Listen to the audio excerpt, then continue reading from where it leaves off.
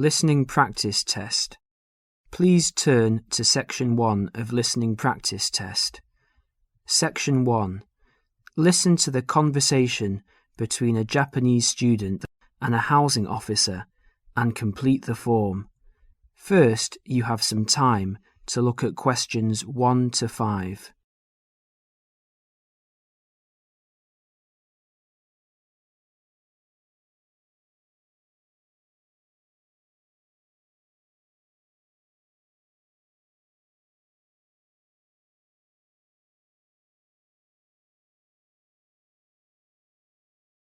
You will see that there is an example which has been done for you. The conversation relating to this will be played first. Yes, what can I do for you? My friend is in a homestay and she really enjoys it, so I'd like to join a family as well. Okay, let me get some details. What's your name? My name is Keiko Yoichini. Could you spell your family name for me, please? Yes, it's Yoichini. That's Yuichini.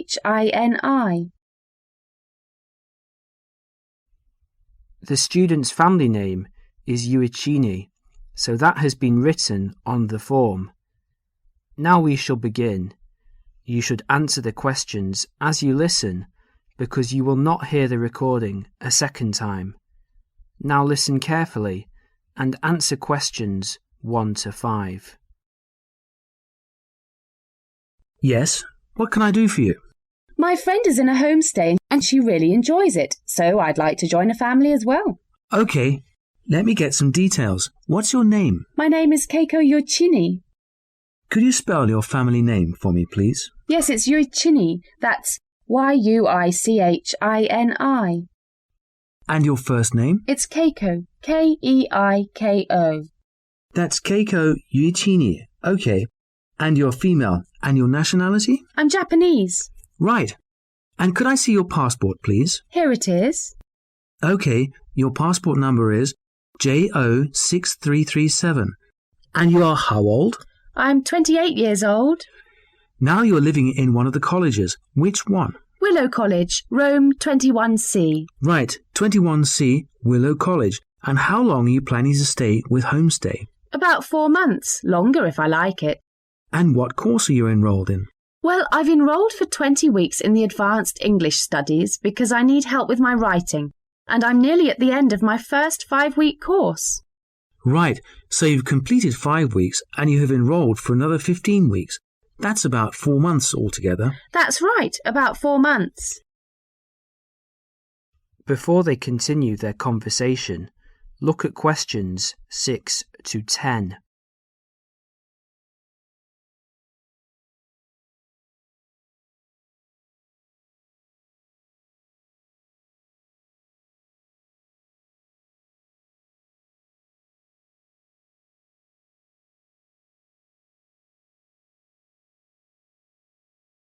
As you listen to the rest of the conversation, complete the form by filling in the numbered spaces 6 to 10.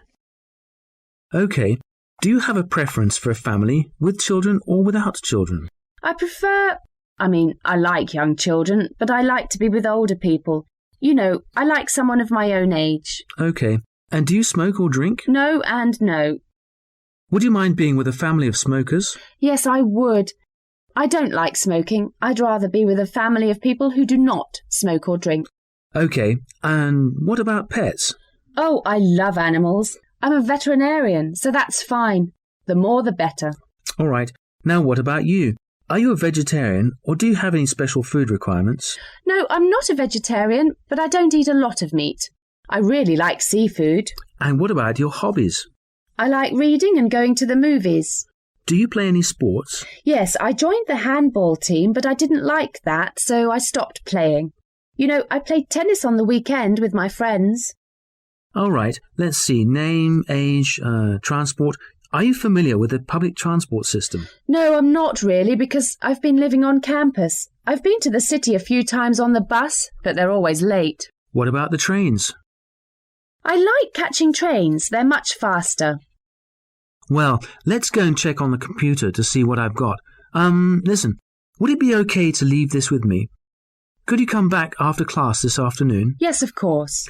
I'll check my records and I will give you details this afternoon. Thank you for your help. It's a pleasure. I'll see you this afternoon. Bye. Bye.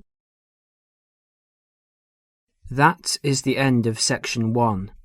You now have half a minute to check your answers.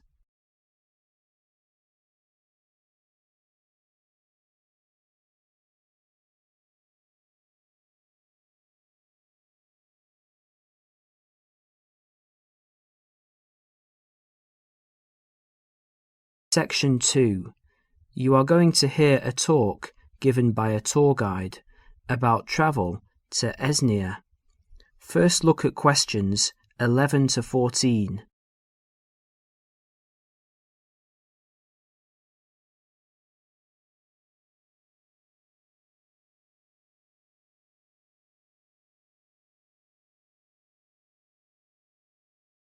As you listen to the first part of the talk, answer questions 11 to 14. Hello everyone. As you know, this agency has specialized in tours and independent travel to Esnia for over 20 years. It's a magnificent place to visit, but it's not always as easy or as comfortable as it might be. So this tour is designed to help you handle the bureaucratic hassles and give you time and energy to enjoy the beauty of this breathtaking country. The first hassle is visas.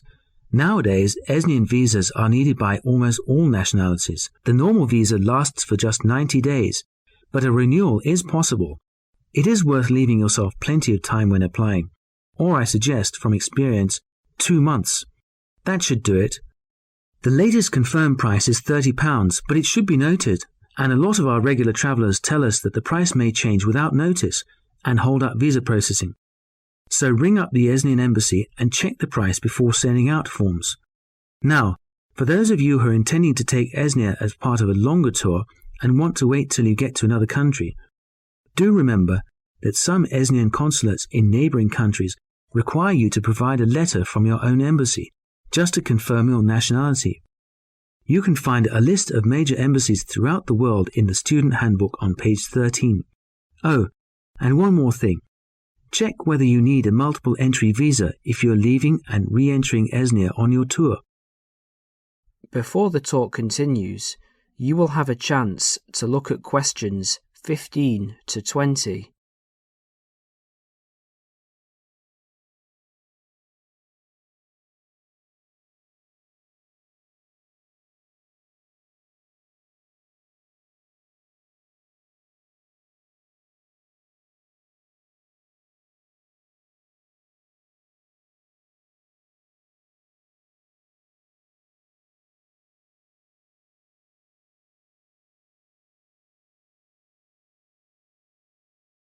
As you listen, complete the summary and answer questions 15 to 20.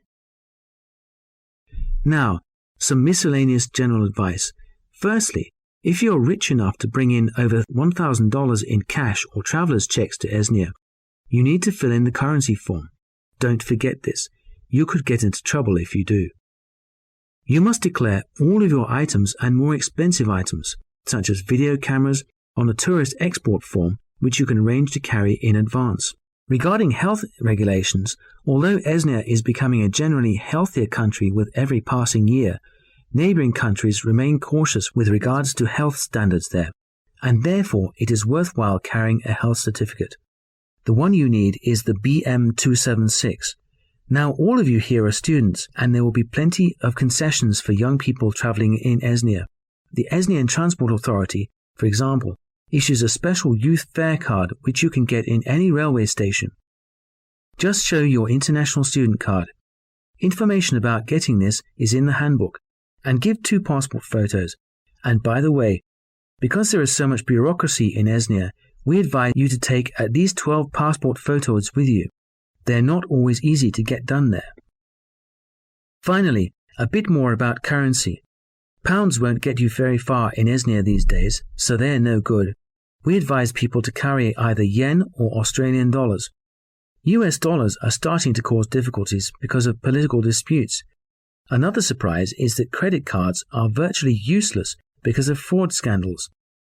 Do carry traveller's checks, but we advise medium denominations.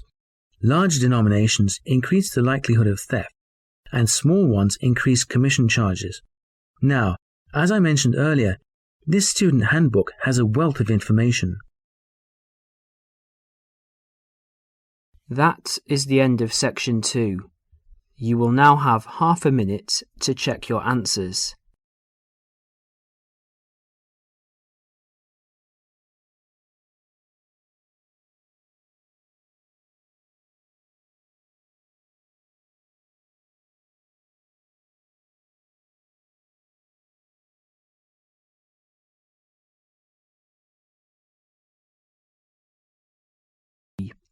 Section 3.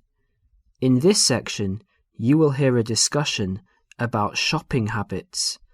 First look at questions 21 to 24.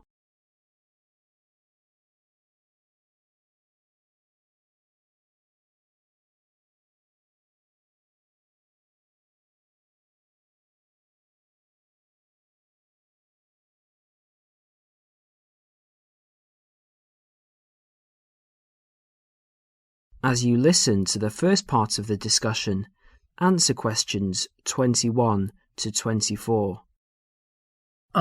Excuse me. I wonder if you'd mind answering a few questions. You see, I'm doing a project. Fine, what's this on? Well, I'm looking at the people's shopping habits. Okay. Can I ask you, first of all, are you a student? Well, I was a student here last year, but since then I've left, and I'm working in a bank now as a cashier. I just came to see a friend. Oh, that's okay. So how often do you go shopping? Oh, I buy a lot of books. Should I exclude books? Oh, if you leave books aside, what about shopping for all of your personal items, study things, and that sort of thing? Okay, because I go to the supermarket almost every day, it seems the other things, I'd say, I tend to do it every other week. And do you spend the same amount each time? I guess so. I only have about £100 a month spare, so I'd probably spend about £50 each time. What sort of shops do you like best? The department store or the small retail outlets? Oh, I like big department stores, so everything's in one place. The weather's so bad, so it's a bit miserable trudging from one little shop to another. Great. What do you find most difficult to buy? What do you mean? Well, what do you have to really search for? What takes you a long time to find? Oh, jeans, definitely. You can get hold of a sweater or a CD in a moment, but with jeans I can spend all afternoon and still not find a pair that fits. Okay, one last question. Who do you usually shop with? Now, I usually go shopping on my own, but if I want to make it more of a social occasion with friends to have a coffee and things, I often go with colleagues from work, in our lunch hour. Well, thank you very much. You've been very helpful. No problem. Before the next part begins, you will have a chance to look at questions 25 to 30.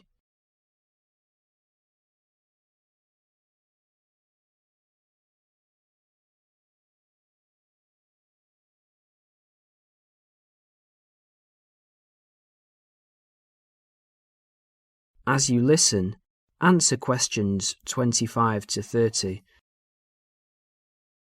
Hello, Dale. How did you get on with your shopping inquiries? Well, I got 50 people to answer questions and the results were quite interesting. OK, let's have a look. Well, those were handouts and here you can see that the majority of people I interviewed said they went shopping once a week. Most often, that was the weekend. Right. For those people who spend enormous amounts of money, if you see this chart, you can see that half the people spend £45 a month, and while 15% of people spend more than that, an average of £75, the rest spend relatively small amounts. Even the regular shoppers spend no more than £20 a month. Window shoppers?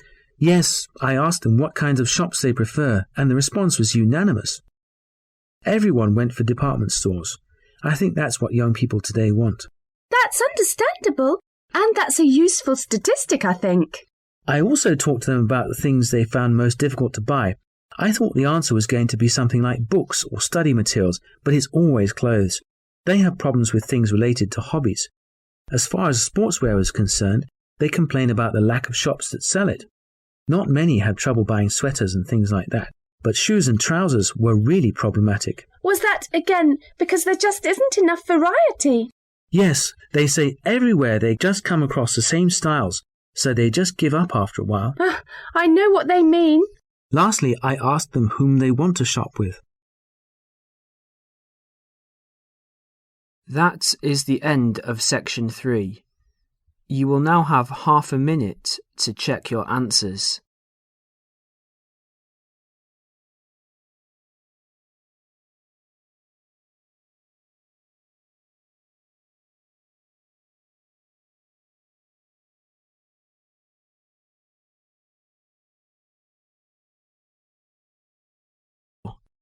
Section 4. In this section, you will hear a lecture about study and answer questions 31 to 40. First look at questions 31 to 40.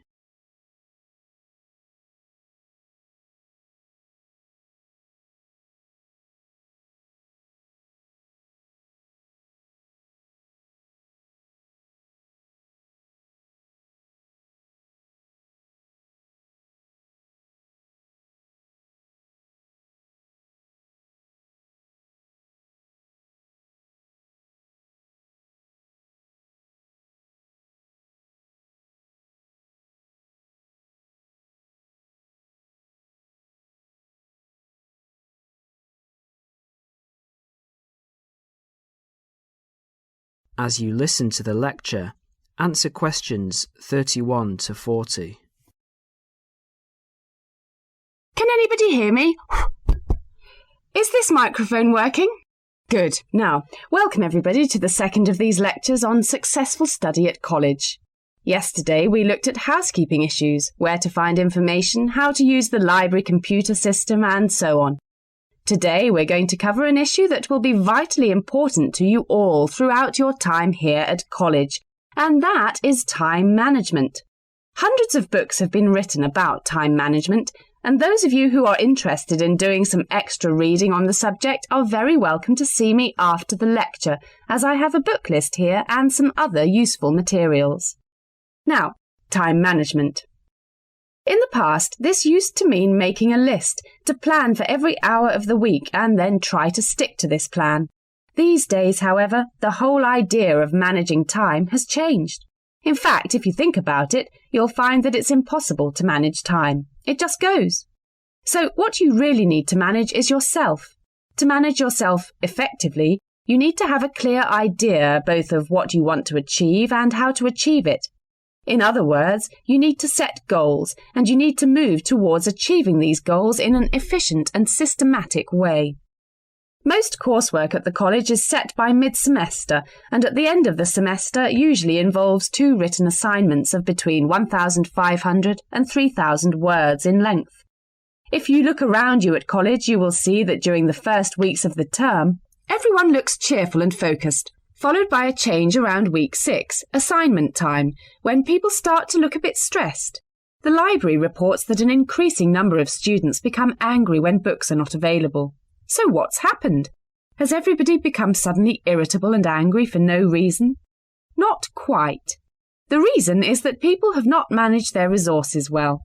They have not set priorities for reaching their goals and, as a result, some of them realise they are going to do badly with their assignments. This will not be because they lack intelligence or love of the subject. They will fail because they did not have a clear idea of what they have to do and how long it should take them. Let's step back a minute. What do we mean by establishing goals? Well, basically, it means deciding what you want to achieve. In other words, deciding on the results that you want to achieve. The students that I've mentioned found themselves very stressed, mainly because they have an assignment to do. But they did not fully think through the effect that this would have on their day-to-day life.